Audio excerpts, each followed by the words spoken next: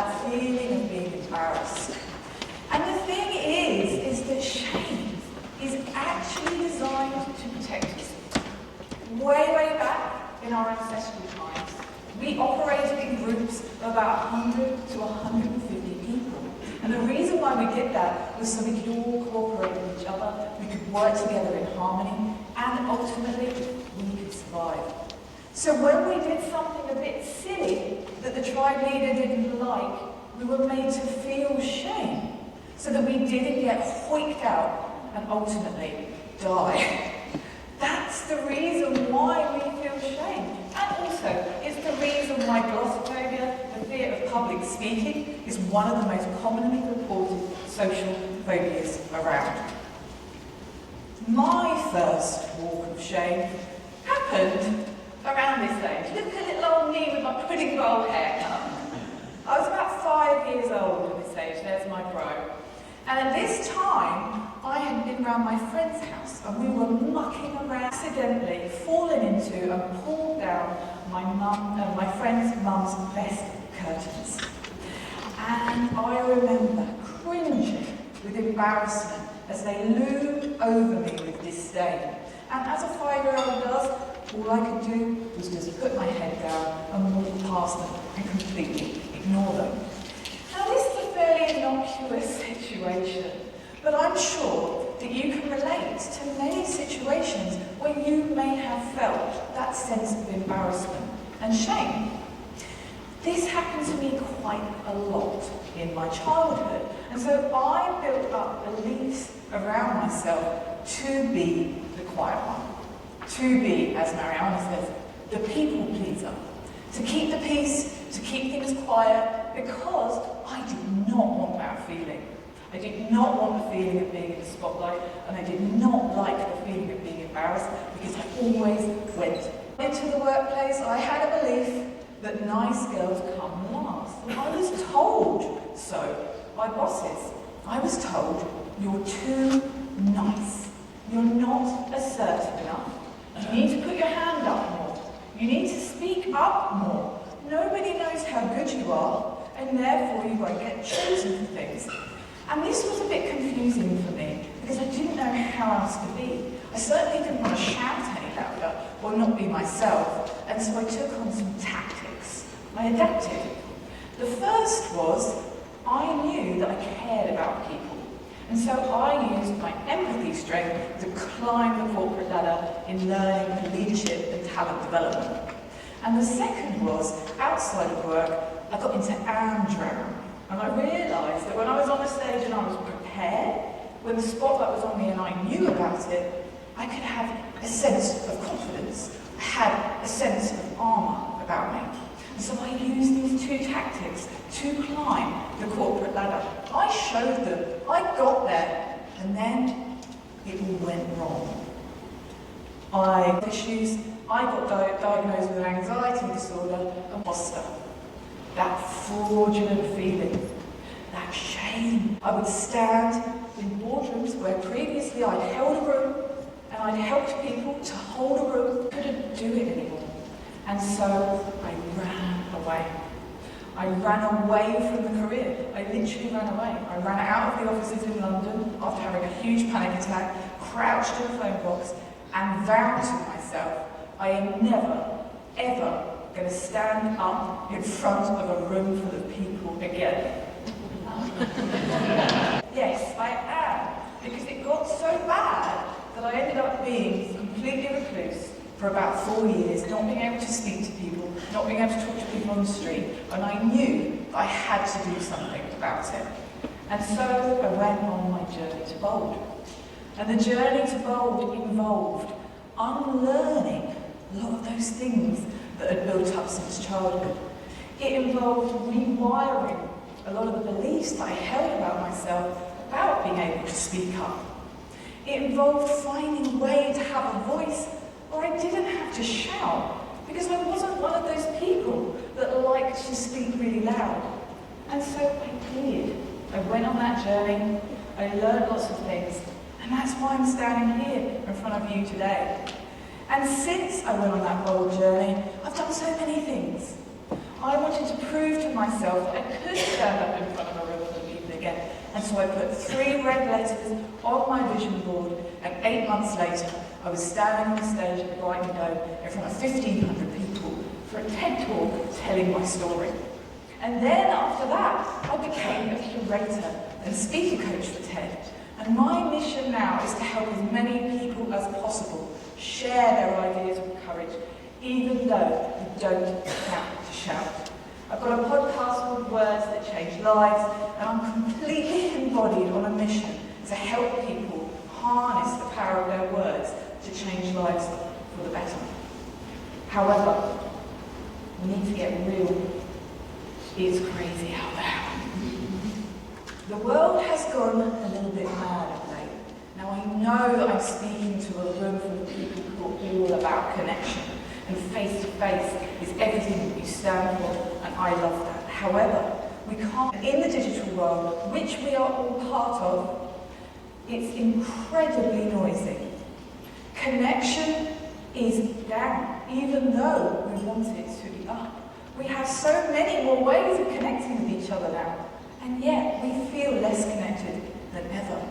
The rise of AI has completely changed our landscape, and we do have a noise problem. The Nielsen Norman Group say that we receive between 6 and 10,000 brand messages a day. And in all of that noise, in all of that static, being human can be really, really tricky. I want you to imagine that you are standing in the middle of Times Square. The LED lights are flashing. We've got characters performing. We've got drummers drumming. We've got the traffic and the noise. And in the middle of it all, you're holding your phone and you've got 5 WhatsApp messages, 2 Teams messages, and a Google alert. And in the midst of all that, someone tries to whisper in your ear, and you can't hear it. That's the landscape that we are living in now. But you know what? I've got some good news. You have an advantage. I've seen so much lately the rapid growth in the use of digital tools, in the use of automation, in the use of all this noise and distraction, and we are going to swing the other way. Being human in this very, very noisy time is your advantage. Being human is your long game. We can see it happening already. And the reason why I'm here is because I've got some things to share. Share their ideas with courage in a way that is deeply human. So are you ready for the bold voice advantage? Yeah. Okay. So what does that mean? Well, it means being the brave voice, and that means standing up for what you believe in. It also means owning your story, and we've already heard today how important that is. It also means listening, because sometimes saying nothing at all is one of the most powerful, influential strategies you can have. And differentiating yourself humanly is really, really key. So I want to start with being the brave voice. Now for me, this was a really important part of my journey because, like Mariana said, I didn't know what my values were. I didn't know what I stood for. I didn't know what I believed in. I found my voice got a bit clearer too. And I help a lot of my clients to stand out in a crowded market with them. It's from a film called Lucky Number 11. Now that is quite an old film now, but it's one of my favourite films. And in it, Bruce Willis talks about the Kansas City Shuffle. The Kansas City Shuffle is where you're going left, where everybody else is going right. It's the thing that you are prepared to say that other people are not. It's the thing that you're prepared to do that other people don't. And it's also sometimes the thing that you're prepared not to do. In this picture. And I think about going left. I talk about going left. Does anybody know? Does anybody want to shout it out? Okay. In 2013, in an industry where everybody was going right with the usual sanitary products, Modi in Australia went left and launched period pants. It was a sustainable way of... Does anybody know what this is? can of water. Liquid death is water. And where everybody else was going right in the water industry, which was saturated, pardon the pun, with plastic bottles, liquid death had cans. Not only that, their marketing campaign was completely focused around edgy metal music, bright colours, and their strapline, murdering thirst. They really... This. Anybody know what this is? This is the first ever mushroom coffee. Now, in an industry where everybody was doubling down on artisan beans, this company, before Symatic, said, I know, let's put mushrooms in coffee. And now it's a huge, huge industry. But these are products, and I know we are service-based. And I've helped so many of my clients to go left where everybody else is going right. And I want to give an example of one of my fantastic clients, Zoe. Zoe was born with Mealy's syndrome. Mealy's syndrome is a complete paralysis of the face. Zoe grew up being bullied and overlooked because of how she looked and because of how she spoke. So instead of doubling down on that as her message, Zoe decided to go left, and I helped her create and deliver a TED Talk where she shared the magic of connecting with people by smiling from the inside, because she's not able to smile with anyone. But Zoe has travelled around the world connecting with people through all smile. She is a fantastic example of going left where everybody else is going right. And finally, before I turn to you and ask you, Sonos, they are an audio company, and when Siri and Alexa were blowing up, they decided to not do something that everybody else did. They decided, instead of using third-party software, which meant it was always online, and so therefore the software could listen to you, they took that offline and focused on privacy and security for their customers. They decided to not do something that everyone else was doing. What does this look like for you? It could be something you're really passionate about, that you believe in your industry, that you think is important. It could be something that we need to know for the future that other people aren't talking about. It could be something you're to your left. And for 2 minutes, talk about where are you going left, or where would you want to go left? Thank you. For those that don't know me, I'm Shonali Deborah, I'm Chief Executive of the MIA. I'm very grateful to be here at the BEAM event. And actually my going left is I believe we are one industry with one voice. And we have a lot of associations that represent us. And I think in the past those associations have said, well, this is our offer, come and be with us. This is our offer, come and be with us. From the minute that I started the role, I'm like, what are we trying to do? We're trying to fix the industry. I'm going left by collaborating. Oh, because that's absolutely fantastic. And do you know what? I think, you know, with the whole theme of this event and everything, it's what you're doubling down on, as well as, you know, where you're going. Well, thank you for having that chat. My challenge to you is to take that forward. To think, where am I doing? The next thing I'd like to do is to take you back. Way, way back. Tens of thousands of years. And I want you to imagine that you're in a cave. And on the walls of that cave are pictures and images. Handprints, animals, a hunt, a journey. And you're sat around the fire. And the elder rises, and everyone leans in. And he's got something to say. A story, a lesson, a warning. The children are eager, the warriors nod, and everyone listens. That was the landscape of our leadership before the boardrooms and the slide presentations. This was how we made meaning. This was how we connected with each other. And the beautiful thing is that you, every single one of you in this room, still has that skill inside you. Storytelling and owning your story is an intrinsic part of your DNA, because it was the way that we connected and communicated with each other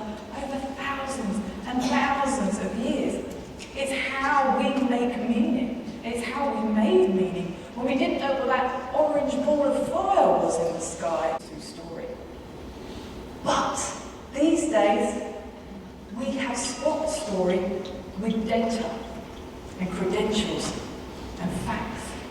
When we communicate with each other in a business sense, we take professional and we think that that's how we share information. But my challenge to you today is to swap that round, to tap into the innate, beautiful skill you have. Now, a lot of my clients say to me, oh, well, I don't want to tell my story. I don't mind telling stories, but I don't want to tell my story because that feels a little bit too far out there. Well, when I stood on that stage at the Brighton Dome, in front of 1,500 people, first time I stood up in front of a room in a very long time, I shared my story. I was very touched by Mariana talking about when she chose to share her story and what happened after that. By showing vulnerability, it showed immense courage. And when we show courage, courage is the antidote to shame. Do you have a story to tell? Does anybody in this room have a story to tell? Well, I'm here to say that every single person here has a story to tell. So, Mariana mentioned Brené Brown. Brené Brown is a very great advocate for owning our stories. And she spoke about the power of, and she talks about the fact that owning our story and loving ourselves through that process is one of the bravest things we'll ever do. And as I say, shame can't exist when we have courage. But I want to be practical here because I'm all about business. And I help my clients to share their stories in a business sense. I help them tell the stories of their business. I help them communicate with people. A structure I'm going to share with you right now that I have condensed down from Joseph Campbell's very famous Hero's Journey, which have however many 30-odd points to it, and I've got 3 points to the story. You can use this structure to share a story with someone in a one-on-one setting to really make an impact, in a team meeting, in a briefing, in a presentation, talking TED Talk, it doesn't matter. You can use this structure to share a story. It starts with the call to adventure. Now, when we have our call to adventure, we are in the known world. And then we move into the unknown world. And that call to adventure is stand up in front of people again. But I want to help you to ground this with something hopefully you all know. Nemo. Now, Marlin, bless him, Marlin is an anxious clownfish. And at the beginning of this story, he has an unwilling call to adventure when Nemo gets taken by divers by touching the butt. Don't know if anybody's seen the film, but he touches the butt, and he gets, which is the boat, and he gets taken by the divers. Marlin reluctantly moves into the unknown world and goes on his adventure. The next stage of the journey is called the Keystones of Wisdom. This is where you pick up beautiful stones of wisdom on the way. They're lessons, they're mentors, they're guides, they're challenges, and they're all so incredibly important to where you are today. And in Nemo, Marlin faces sharks for dinner, swarms of jellyfish, and he meets a forgettable friend called Dory, who he goes on the journey with. And at each stage of his journey, he's picking up these keystones of wisdom. And finally, the final part of the story is the most beautiful part. And this is where my clients say, oh, I don't want it to be about me. Well, it doesn't have to be about you. This is the elixir.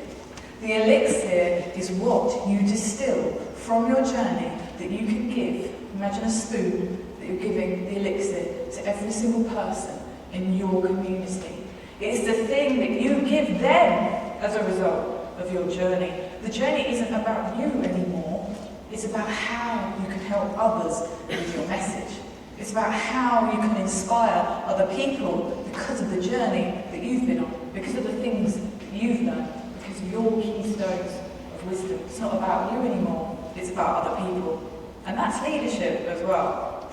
And so, when Marlin and Nemo come back, he's rescued him, And the biggest elixir that Marlon has is that he's learned to let go. He's learned to be able to trust. He's learned that it wasn't about finding Nemo. This isn't the part where I say, oh, I want you to tell your whole life story and let's get that nailed. Of course not. Even getting stuck in traffic, you can apply this structure. Getting stuck in traffic in the morning can pick up a keystone of wisdom that can give a message to someone else.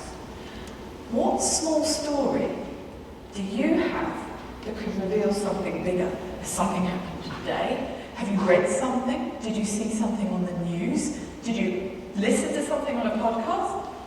Everything can be turned into a story. So I just want you to take a moment to make a note of something that could be something that you turn into a story that reveals something bigger. What happened? What did you learn? And what did others take away? And I encourage you, I challenge you to swap your data for stories. Swap facts in your presentation for this type of structure and see the difference it makes.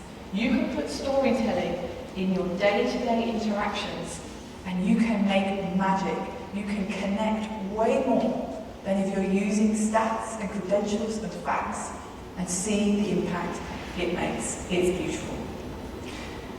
The third element that I want to talk about was the thing that helped me reach the senior position I did in the corporate world. Now, a lot of people say having a bold voice means speaking up, but actually, having a bold voice sometimes means saying nothing. Times have you been in a room with someone that's talking at you rather than with you? Now, we're all guilty of this because we're passionate and we have stuff to say and we want to get it off our chest and we don't want to forget or lose our thread, and sometimes that means talking over people and we've just got to get it out. We've limited the impact of our words. Listening to lead turns that round, and I've been building throughout my whole career of training and coaching leaders in communication how to do this with impact. And I've got a model. And on my QR code at the end there's a link to a free assessment you can take yourself. And I came up with these 4 quadrants because generally speaking, and of course there's nuance and of course there's complexity, we fall into these 4 camps. The first is compassionate hesitation. That's for the people who are compliant, who people please, who are very empathetic and kind, too nice, that was me. Compassionate hesitation. You are authentic in your values and your ethics, but you might lack in those assertive influence skills to really get the thing done, or to win the person over, or to get the yes that you want to get, even just to be heard. Then we have the guys in deceptive power. You have no problem stating how you feel. You can command a room, but in some situations, your approach doesn't always land. And sometimes we can be stuck in apathy. We're a bit stuck in our situation and we avoid speaking up. We avoid doing the thing that we need to do, and that's moral apathy. But what we want to do is work towards authentic influence. That's where we are being our most true selves. We're not trying to be someone else, but we're also using influential strategies. And I want to talk about one of my clients that I've been working with this year. He's in an Eastern European country, and his strength in his circle was to be more on the side of commanding the room. It worked with his people, but when he went to communicate with stakeholders in Western European countries, it didn't work the same way. So I worked with him to listen.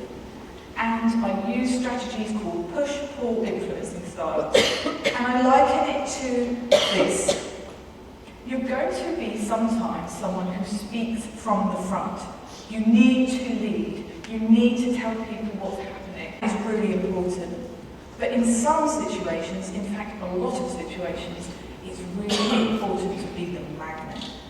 That's where you are asking questions, you're holding space, and you are truly listening to what other people are saying. And I don't mean listening as in listening to, because I'm going to say something next.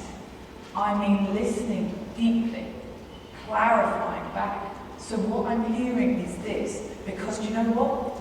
Everyone just wants to feel heard. Let's come down. Trust increases, connection is increased. Listening, exploring, holding space for people is one of the most powerful. It got me in my career, and it's something that I coach and train my clients on now. Being the magnet sometimes is more important than being the lighthouse. And you can do both of these things. You could go in first with a magnet approach, explore someone's position, listen, and then go in with your lighthouse, saying how it needs to be. Understanding how to adapt in different situations can really... Where can you listen to lead to make a big impression? What's happening over the next few days where there's an opportunity for you to be the magnet? I'd love you to just talk to the person on the other side of you, if that's possible, or to the person next to you, about an interaction that's coming up over the next week where you have an opportunity to be the magnet rather than the lighthouse. 2 minutes, and then we'll move on.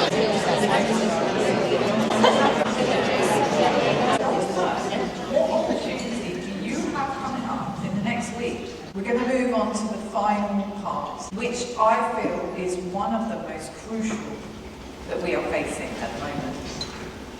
And it's a steam train that we're on, an AI steam train. We are on the precipice of the age of intelligence, a new age that we are embarking on.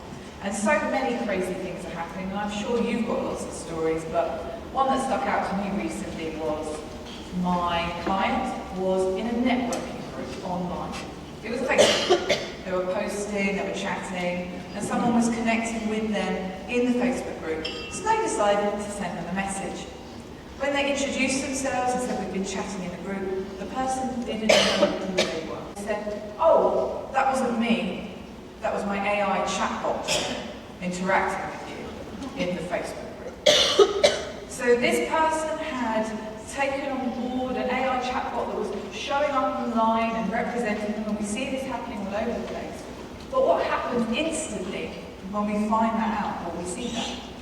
Trust goes. Connection is lost.